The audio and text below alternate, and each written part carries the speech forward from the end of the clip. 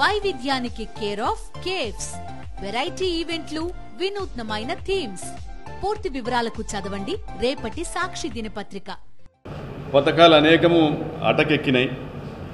తల్లికి వందనం అన్నారు, నీకు 15,000, నీకు 15,000, నీకు 15,000. ఇంట్లో ఎంతమంది పిల్లలు బడికి వెళ్తే వాళ్ళందరికీ 15,000 అన్నారు, అందరికీ పంగనామాలు పెట్టారు. 18,000 అన్నారు, పంగనామాలు పెట్టారు. ప్రతి ఇంటికి 3 సిలిండర్లు అన్నారు. ప్రతి మహిళ నెత్తిన కూడా బండ వేశారు. గ్యాస్ బండ అందించలేకపోయారు, కానీ నెత్తిన బండ అయితే వేసినారు. అదేవిధంగా 18 సంవత్సరాలు దాటిన ప్రతి మహిళకు 1,500 ఇస్తామన్నారు నెల నెల. దాన్ని ఊసే లేదు, దాని గురించి అడిగేవాడే లేడు. మరి ఉచిత ఆర్టీసీ బస్సు ప్రయాణం అన్నారు, పక్క రాష్ట్రంలో అమలు చేస్తూ ఉన్నారు, ఆయన శిష్యుడు అమలు చేస్తూ ఉన్నాడు. ఈయన వెళ్ళి గెలిపించి వచ్చినటువంటి కర్ణాటక ప్రభుత్వంలో అక్కడ కూడా అమలు చేస్తూ ఉన్నారు. మరి ఈయన ఇప్పటికి కూడా చేయలేకపోతూ ఉన్నారు. ఇది కాకుండా రైతు భరోసా జగన్మోహన్ రెడ్డి గారు 13,500 ప్రతి సంవత్సరం ఇస్తూ ఉంటే దాన్ని 20,000 ఇస్తానన్నాడు. ఈరోజు దాన్ని ఊసే లేదు, కనీసము ప్రీమియం కట్టలేదు. ఇన్సూరెన్స్కి సంబంధించినటువంటి ప్రీమియం కట్టకపోవడం వల్ల లక్షలాది మంది రైతులు నష్టపోయినటువంటి పరిస్థితి. మరి లక్షలాది మంది నిరుద్యోగులు ఎంతో ఆశతో ఓట్లేశారు. 20 లక్షల ఉద్యోగాలు అన్నారు, లేదా నిరుద్యోగ భృతి అన్నారు. అది కూడా ఈరోజు మృతి చెందినటువంటి పరిస్థితి. ఆ హామీ కూడా మృతి సంగతి ఏమో కానీ ఆ హామీనే మృతి చెందినటువంటి పరిస్థితి గమనిస్తున్నాం. మరి ఈ ప్రభుత్వము రద్దుల ప్రభుత్వంగా పేర్కొనవచ్చు.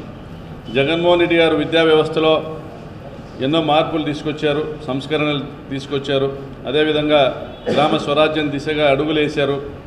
వాలంటీర్ల వ్యవస్థ తెచ్చారు, సచివాలయ వ్యవస్థ తెచ్చారు, ఆర్బీకేలు తెచ్చారు. మరి చంద్రబాబు నాయుడు గారు వచ్చిన తర్వాత గమనిస్తే వాలంటీర్ల వ్యవస్థ రద్దుపరిచారు. వాలంటీర్లకు 10,000 జీతం ఇస్తామని మోసం చేసి, హామీ ఇచ్చి మోసం చేసి వాళ్ళ కడుపులు కొట్టారు. ఈరోజు రాష్ట్రంలో దాదాపుగా 2.5 లక్షల మంది వాలంటీర్ల కడుపులు కొట్టారు. మరి గ్రామ సచివాలయ సిబ్బందిని ఇతర శాఖల్లోకి బదిలీ చేయడమే కాదు, రైతు భరోసా కేంద్రాలు రద్దు చేశారు, పంటల బీమా రద్దు చేశారు, మెడికల్ కాలేజీలు కూడా రద్దు చేశారు. జగనన్న దాదాపుగా 16 మెడికల్ కాలేజీల నిర్మాణానికి 6,000 కోట్ల రూపాయల అప్పులు తీసుకొచ్చి ఈరోజు నిర్మాణం చేస్తూ ఉంటే దాదాపుగా మనకు కనీసం 800 పోస్టులు శాంక్షన్, 800 మెడికల్ కాలేజ్ సీట్లు శాంక్షన్ అయ్యేటువంటి పరిస్థితి.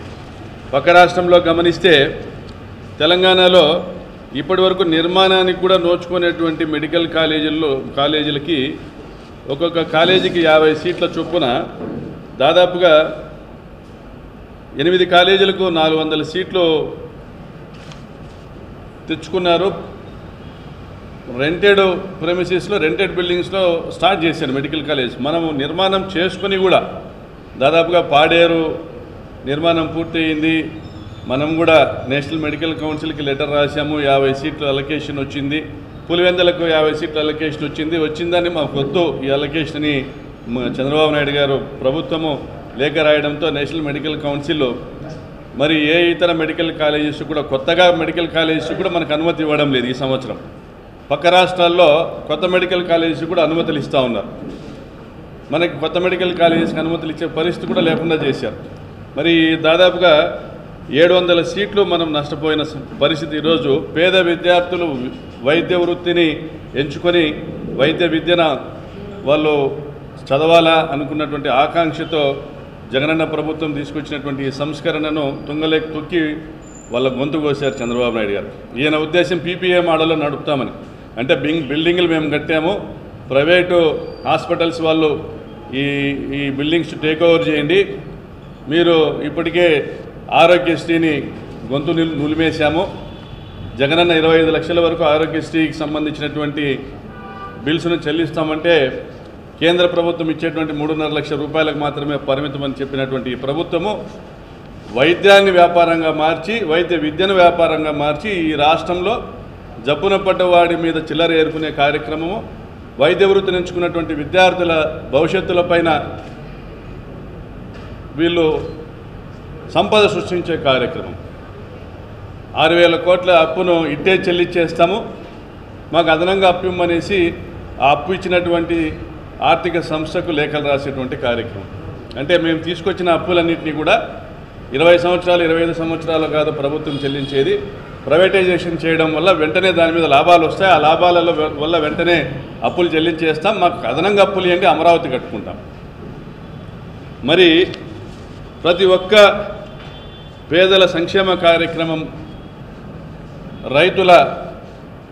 రైతులకు భరోసా ఇచ్చేటువంటి కార్యక్రమం ప్రతి ఒక్కటి కూడా పక్కన పెట్టేసి విద్యను వైద్యాన్ని కూడా తాకట్టు పెట్టేసి మరి ఈ రద్దుల ప్రభుత్వము చేస్తున్నది ఏంటంటే అమరావతి నిర్మాణం చేపట్టి తీరాలి, అది మునిగినా సరే ప్రపంచ బ్యాంకు నిర్మాణానికి అమరావతి ప్రాంతం అనువు కాదని సెలవిచ్చినా సరే ఇది ఈ ప్రాంతంలో రాజధాని నిర్మాణం చేస్తే ఇది మునిగిపోతుందనేసి వరల్డ్ బ్యాంక్ ఇచ్చింది కదా అని ఒక విలేకరు అడిగితే ప్రపంచ బ్యాంకు కూడా నోళ్ళు గుట్టేస్తారని మాట్లాడే పరిస్థితుల్లో చంద్రబాబు గారు ఉన్నారు. మరి ఆయన చేయాలనుకుంటున్నది వ్యాపారము, తాము భూములు కొన్నటువంటి ప్రాంతంలో అభివృద్ధి జరగాల, దానికి కావాల్సినటువంటి నిధులన్నీ కూడా రాష్ట్రంలోని ప్రైవేట్ మెడికల్ కాలేజీలను తాకట్టు పెట్టాలా, రాష్ట్రంలో రైతులకు సంబంధించినటువంటి కానీ లేదా పేద వర్గాలకు మహిళలకు సంబంధించినటువంటి కానీ హామీలన్నీ కూడా అమలు చేయకుండా జగనన్న 2,70,000 కోట్లు పంచితే ఆ మేరకు నిధులు మిగిలించి అమరావతికి తరలించాలా. ఇది ఈయనకున్నటువంటి ఎజెండా. కేంద్రం వద్దకు పోయారైనా మనం చూస్తే పక్కన బీహార్కి 59,000 కోట్ల గ్రాంట్ ఇచ్చింది కేంద్ర ప్రభుత్వం, 15,000 కోట్లు అప్పు ఇప్పిస్తాము, మేము షూరిటీ ఉంటాము అని చెప్పారు. అప్పు ఎవరు కట్టాలా? మనమే కట్టాలా. 13 జిల్లాల ప్రజలు కూడా మనమే అప్పు కట్టాలా. 13 జిల్లాల ప్రజలు అప్పు కట్టి అమరావతి ప్రాంతంలో ఆయనకు సంబంధించినటువంటి కాంట్రాక్టర్లకు ఆయన పనులు ఇచ్చి వాటి మీద దండుకునే కార్యక్రమం ఆయన చేయాలి. అది మునుగుతాదో పోతాదో ఆయన భూములకు విలువ రావాలా. మళ్ళీ ఇది నీట మునుగుతుందంటే మళ్ళీ కూడా దానికి నది ఎంబడి కూడా బౌండరీ వాళ్ళు కడతాము, అవసరమైతే ఒక 20 మీటర్ల లోతు మట్టి మొత్తం తీసేసి మళ్ళీ కూడా ఫిల్లింగ్ చేస్తామంటే ఇంకో 1,00,000 కోట్లు ఖర్చు పెడతామని చెప్తా ఉన్నారు. అంటే ఎవడబ్బ సొమ్మని ఎక్కడి నుండి తెస్తావని ఈరోజు ఇన్ని వర్గాల వాళ్ళ ఆశయాల్ని తుంగలేకి తొక్కి నీ ఆశ, నీ ఆశయము, నీ కుటుంబ ప్రయోజనాలు, నీ వర్గ ప్రయోజనాలకు మాత్రమే ఈరోజు ఈ మ్యాండేట్ని వాడుకున్నటువంటి చంద్రబాబు నాయుడు సూపర్ ఫెయిల్యూర్ ముఖ్యమంత్రిగా ఈరోజు మనమందరం కూడా మాట్లాడుకోవచ్చు. ఫెయిల్యూర్ సీఎం అంటే బడ్జెట్ కూడా ప్రవేశపెట్టలేని ముఖ్యమంత్రి.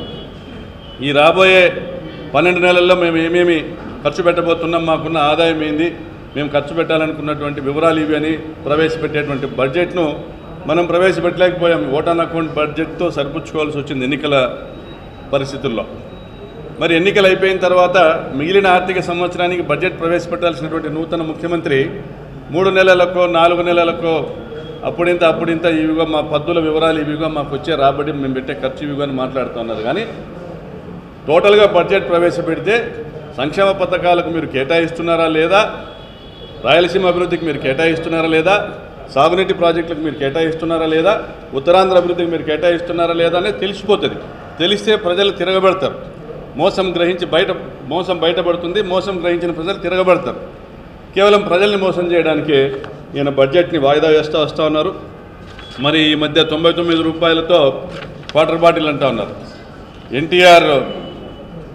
ఎన్టీఆర్ పేరు పెట్టి దానికి సురాపానం అనేసి పేరు పెడతారో, ఎన్టీ రామారావు గారి పేరు పెట్టి పెడతారో, మరి ఏమైనా దానికి ఒక చంద్రబాబు నాయుడు గారి పేరు పెడతారో, లోకేష్ గారి పేరు పెడతారో, నిజంగా తాము చేస్తున్నటువంటి ఒక కార్యక్రమం ప్రజాహితమైనటువంటిదిగా వాళ్ళు భావిస్తే తప్పనిసరిగా ఎన్టీఆర్ గారి పేరు పెట్టాలని కోరుకుంటా ఉన్నాం.